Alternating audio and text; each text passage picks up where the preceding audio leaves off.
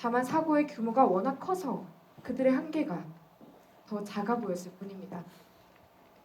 따라서 본 변호인은 재판부가 책임주의의 원칙을 지켜주시길 바라는 바이며 피고인의 무죄를 주장합니다.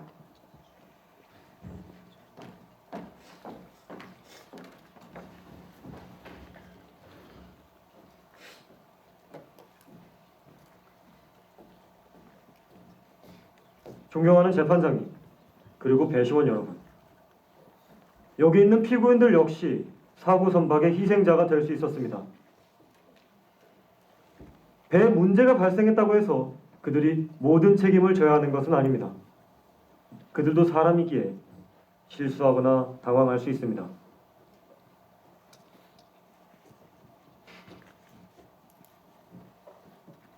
사고 발생 당시 피고인들의 판단에 실수가 있었다는 것은 인정합니다. 그러나 그것은 어디까지나 당시 상황에 최적이라 생각되는 판단과 행동을 했을 뿐이며 그 과정상에서 발생한 어쩔 수 없는 실수였습니다. 그러나 그 결과가 이토록 비참하리라고 그 누구도 예상할 수 없었습니다. 또한 피고인들은 해경이 승객들을 구조해 주리라 믿고 자신들 역시 구조받아야겠다고 생각했을 뿐 결코 승객들을 고의로 죽이려 했던 것은 결코 아닙니다. 비록 그 규모가 작다고 할 수는 없지만 이번 사건은 어디까지나 피고인들의 업무상 과실입니다. 그리고 무엇보다 이번 사건의 책임이 전부 피고인들에게만 있는 것은 아닙니다. 존경하는 재판장님, 그리고 배심원 여러분, 여러분들에게 묻겠습니다.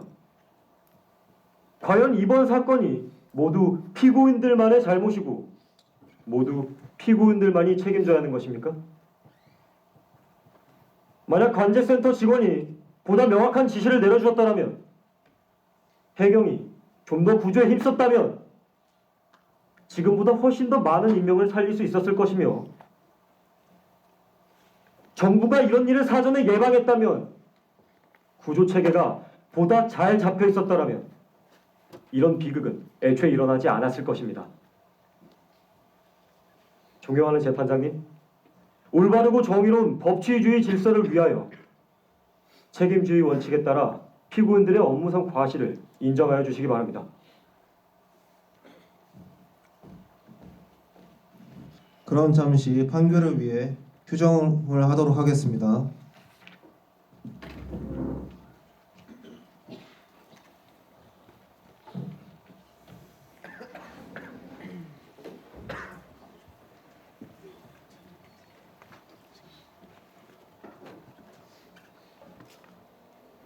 지금부터 판결을 시작하겠습니다. 미필적 고의에 해당하는 부작위범의 살인죄에 대하여 미필적 고의란 행위자가 객관적 구성 요건 실현의 가능성을 충분히 인식하고 또한 그것을 감수 용인하는 의사를 표명한 경우의 고의를 말한다. 따라서 미필적 고의에 의한 살인이란 행위자가 피해자들을 살해할 의도는 없었지만 행위자의 행위가 살인을 야기할 가능성이 있음을 알았음에도 그 행위를 한 것을 의미합니다. 또한 부작위범이란 형법 제18조에서 말하듯 위험의 발생을 방지할 의무가 있거나 자기의 행위로 인하여 위험 발생의 원인을 야기할 수 있는 자가 그 위험 발생을 방지하지 아니한 자를 말한다. 선언법 위반에 대하여 선언법은 선언의 직무, 복무, 근로 조건의 기준, 직업 안정, 복지 및 교육 훈련에 관한 사항 등을 정함으로써 선내 질서를 유지하고 선언의 기본적 생활을 보장, 향상시키며 선언의 자질 향상을 도모함을 목적으로 한다. 이 사건에서 피고인 권희섭과 김지만은 선언법에 의한 의무들 중 다음과 같은 사항을 위반한 사실이 있다. 선언법 제7조 초랑 전의 검사 의무에서 피고인들은 초랑 시 배의 상태를 성실히 검사하지 않아 과적과 고박, 부실의 위반 행위를 하였고 이러한 행위가 사고 당시 배가 급선해야 할 때 결정적으로 침몰의 결과를 가져오는 원인으로 작용하였다. 또한 제8조에 의한 정해진 항로에 따라 항해하도록 되어 있으나 그 또한 하지 아니하였고 제9조에 해당하는 선장의 직접 지휘 또한 하지 아니하였다. 사고 이후에도 피고인들은 선언법 제10조와 제11조를 위반하여 제10조 재선 의무에 의한 선내 대기를 하지 않았으며 심지어 선장의 지휘에 있던 피고인 권희섭은 누구보다도 먼저 탈출하였고 또한 제11조에 의한 선박 위험 시의 조치 또한 적극적으로 행하지 아니한 채 모든 책임을 회피한 사실이 있다. 따라서 이번 희망호 사건에서 피고인 권희섭은 여객선의 선장이라는 막중한 책임을 지고 있었음에도 불구하고 조금이라도 부주의하다면 큰 사고로 이어질 수 있는 상황 속에서 결국 항로를 이탈하여 대형 사고를 일으킨 데 원인을 제공하였고, 이러한 행위는 날씨와 파도가 유동적인 해상에서 자살 행위와도 같은 것으로 간주할 것이다. 따라서 총 승객 476명 중 실종자를 포함한 304명이라는 사망자를 발생시킨 이번 사건은 그 누구보다도 배의 위험을 가장 먼저 감지하고도 이를 무시한 피고인 권희섭이 불러온 비극이며, 이 피고인에게 그 어느 때보다도 엄중한 처벌이 불가피함은 설시한 이와 같다. 또한 피고인 김지만 역시 1등 항해사로서 선장의 업무를 보조하고 항해에 따른 위험 발생을 방지해야 할 의무가 있다. 다만 사고의 직접적인 원인을 제공하지 않았고 선장의 지휘 감독에 따라 그 행위를 통제받는 위치임을 감안해야 한다는 주장은 이유가 있다. 더불어 피고인 김찬식에 대해 살펴보건대 구조 의무가 있는 자가 구조를 적극적으로 행하지 않은 것은 살인의 고의가 인정된다고 할 수 있다. 그러나 사고의 직접적인 원인을 제공하지 않았으며 선원들의 초동 대처가 미흡한 사실이 있고 정부의 대책 역시 미흡한 데 따른 지휘 통제의 부실함은 피고인에게만 원인을 찾을 수 없다는 변호인의 주장은 이유 있다. 그렇다면 이 사건의 공소 사실에 대하여 피고인들에게 형법 제250조의 살인을 적용한 것은 타당하며 피고인 권희섭에게 추가로 선언법 위반에 따른 가중처벌을 함이 옳다고 판단함에 따라 본 법정은 다음 주문과 같이 판결한다. 피고인 김찬식을 징역 15년에, 피고인 김지만을 무기징역에 각각 처한다. 피고인 권희섭에게 사형을 선고한다.